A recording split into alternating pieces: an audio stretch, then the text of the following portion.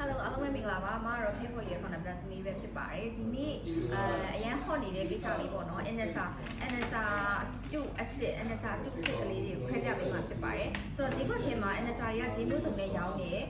အတုတွေကလည်းအတုဘောင်းပေါ်မှာတော်တော်တုနဲ့နည်းနည်းတုနဲ့ဆိုပြီးတော့မှတော့မှပဲပြန်ခွဲရမလို့ဖြစ်နေပါတယ်တော်တော်တုကကြတော်တော်လေးဆိုပြီးတော့မှ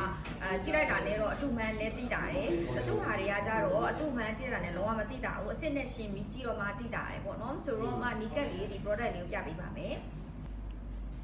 ပထမဦးဆုံးမတို့ဒီနှစ်ဘူးကိုကြည့်မယ်ပေါ့နော်ဒီဥစ္စာကမှဒါစင်ကာပူက Watsonဆိုင်ကဝယ်ထားတဲ့ပစ္စည်းပါ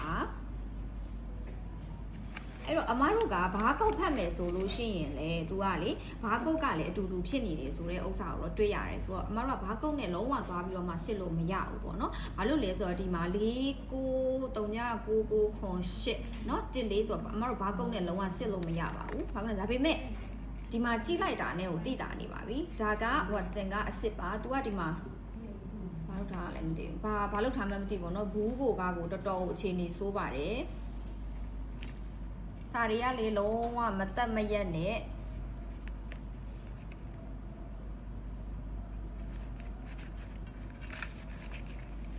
ဒီမှာသူကဒါရွှေအိုရောင်လေးเนาะရွှေအိုရောင်လေးဒါအတုကဒီမှာအဝါရောင်ဖြစ်နေတယ်เนาะဒါကအမတို့အပြင်ကဘူးကိုကြည့်တာပေါ့เนาะဒါက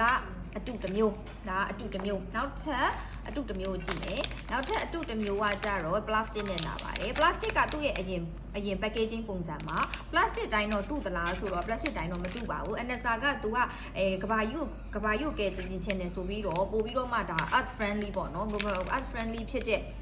ဒီစက်ကူ packaging နဲ့ပြောင်းထုတ်တယ်ဒါကအရင် plastic နဲ့ထုတ်တာဒါကအရင် plastic နဲ့ထုတ်တာဆိုတော့ကြတော့ plastic နဲ့ထုတ်တဲ့ဥစ္စာကိုမတို့ဒီမှာအမခုနကတော့ပဲဖြဲလိုက်တာပေါ့နော်ဖြဲလိုက်တဲ့အချိန်မှာ तू ကပုံမှန်အစ်စ်အရင်တော့အမတို့ရောင်းခဲ့တဲ့အစ်စ်တွေဆိုလို့ရှိရင် तू ကတစ်ခါလေးတန်းပွင့်သွားတယ် तू ကကြတော့ quality မကောင်းတဲ့အတွက်ကြောင့်မလို့ဒီမှာအမကက်ကြီးနဲ့ထပ်ပြီးတော့ဖွင့်အောင်မယ်ပေါ့နော်ဆိုတော့ဒီဟာဆိုလို့ရှိရင်မဖြဲလိုက်တာနဲ့တော့တစ်ခါတည်းပဲတန်းပြီးတော့ပြဲသွားတယ်ပေါ့နော်ဆိုတော့ဒီနှစ်ခုရဲ့ဒီဟာရဲ့ဒီလေးခုအမတို့ရှင်းပြပေးမယ်ပေါ့နော်ဆိုတော့အမကက်ကြီးနဲ့ညှက်လိုက်ပြီပေါ့နော်အဲ့တော့အထက်ကဘူးလေးတွေမှကြည့်အောင်နောက်တစ်ဘူးကတော့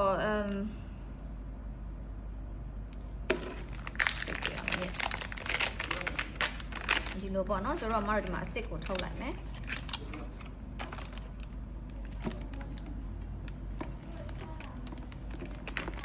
ဒီထက်အတုကိုလည်းထပ်ထုတ်မယ်မလေးဟဲ့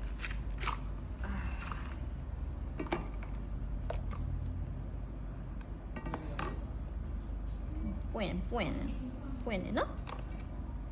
အဲ့တော့ဒီမှာကြည့်မယ်ဆိုလို့ရှိရင်ဒါအစ်စ်ပါဒါကတော့အတု3မျိုးပါအတုမှာခုနကပြောသလိုတော်တော်တုရယ်နော်ဒီအလဲမှာစာတန်းပါတယ်အလဲမှာစာတန်းပါတယ်အတုရယ်စာတန်းမပါတဲ့အတုရယ်ဆိုပြီးတော့မတို့ကထပ်ပြီးတော့ခွဲအောင်မယ်နော်စာတန်းပါတဲ့အတူရယ်စာတန်းမပါတဲ့အတူရယ်စာတန်းပါတာက तू ကအဟောင်းစာတန်းပါတာအဟောင်း version ဆိုတော့ကြတော့ဖြစ်နိုင်တာကအဟောင်း version တော်တော်များများတော့အတူဖြစ်ဖို့များတယ်ဘာလို့လဲဆိုတော့ဒါအစ်စ်ဆိုလို့ရှိရင်က तू ကဒီဟာနဲ့ပဲလာတော့မှာပေါ့နော်ဒီဟာနဲ့ပဲလာတော့မှာဒီ packaging နဲ့ပဲလာတော့မှာဖြစ်ပါတယ်ခဲနေတယ်လှုပ်လို့လည်းမရအောင်နော်လှုပ်လို့တော့မရဘူးဒါလှုပ်လို့ရတယ်ဒါဆိုလဲတော်တော်ပြစ်တယ်ဒါဆိုလဲလှုပ်ကြည့်လိုက်တာနဲ့အရေးအထဲမှာနည်းနည်းပြစ်တယ်တကယ်အစ်စ်ကသူကတော်တော်လေးကိုကျဲပြီးတော့မှလှုပ်တယ်ဆိုတော်တော်ပေါ့ပါနဲ့ပေါ်လာတာကိုတွေ့ရတယ်ပေါ့နော်ဆိုတော့အမတို့နောက်တစ်ဆင့်ကကြတော့ထဲရအရေးကိုစမ်းကြည့်ပါမယ်တီရှူလေး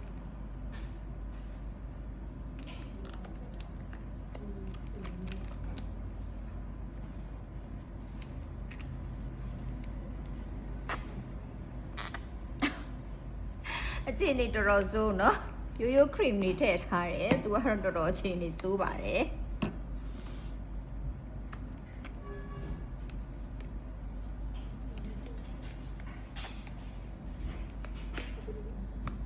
စိတ်တယ်လည်းညစ်တယ်တော့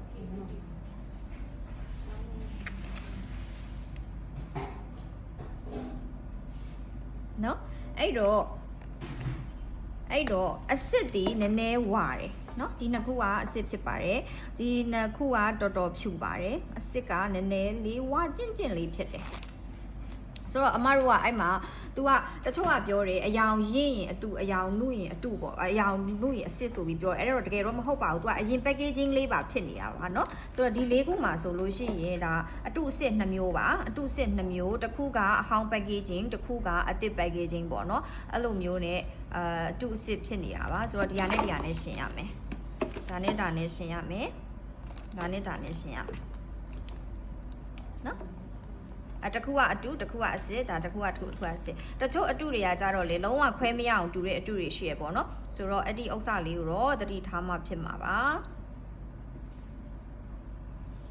အဲ့တော့ကိုတကယ်စိတ်ချယုံကြည်ရတယ်ဆိုတော့ဆိုင်ရနေပဲရှာဝယ်ပါဘာလို့လဲဆိုတော့ဒီခေတ်ကြီးကအမတို့ technology တွေကလည်းအများကြီးပဲတိုးတက်လာတာနဲ့အများသိလားမတူတူအောင်လုပ်လို့ရတယ်ကွာမတူတူအောင်လုပ်လို့ရတဲ့ဟာမျိုးဒါပေမဲ့မျက်နှာပေါ်တင်ရတဲ့ skin care ဆိုတဲ့ဥစ္စာကတိကျကျစီစစ်ပြီးတော့မှပဲဝယ်သင့်ပါတယ်ဈေးလေးနည်းနည်းတက်တာယုံနဲ့ဈေးတက်တာတယ်ဆိုကြတဲ့သတိထားသင့်နေပါပြီဆိုတော့အမတို့ပြောနေကြစကားတစ်ခုရှိတယ် too good to be true ပေါ့နော်အင်္ဂလိပ်လိုမျိုးကောင်းအမှန်ဖြစ်ဖို့အတွက်ကောင်းလို့နေတယ်အမှန်ဖြစ်ဖို့အတွက်ကောင်းလို့နေတယ်ဆိုတာကအမှန်မဟုတ်ဘူးလို့ပြောတာပါပဲဆိုတော့ဒီ offer ဒီအရင်ကောင်းနေပြီဆိုအဲ့ဒါကအမှန်လုံးဝမဖြစ်နိုင်ဘူးဆိုတာအမညီမလေးတွေအမညီမလေးတွေမမတွေကိုသတိပေးချင်တာပေါ့နော်ဒေါက်တာအနေနဲ့ကျေးဇူးအများကြီးတင်ပါတယ်